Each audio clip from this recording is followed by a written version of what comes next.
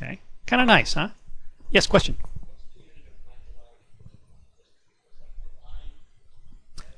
It's actually saved every time you save. Yep, every time you save is where it has to go. And you'll notice one thing, that when I'm making an edit here, you see over here on the side, no, it's not really. Is it going to highlight that for me appropriately?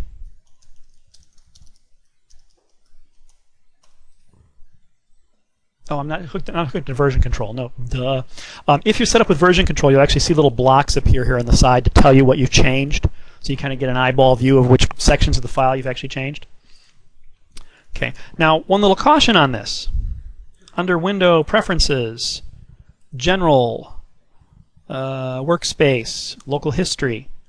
This is where you configure how the local history is saved. It will save changes up to 7 days by default, up to 50 saves per file. And believe me, that goes very, very quickly. You may want to bump that one up. And up to 1 megabyte for past history. That one takes a little longer to fill up.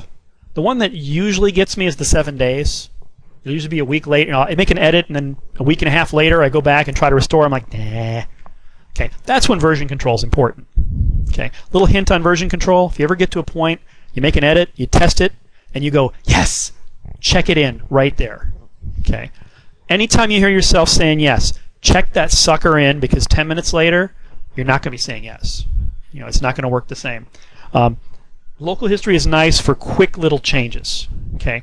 Don't try to use it for longer term persistence. Okay, it's not what it's intended for. Okay. But similar thing as far as deleting that method. You know, when I delete this method here, check it in before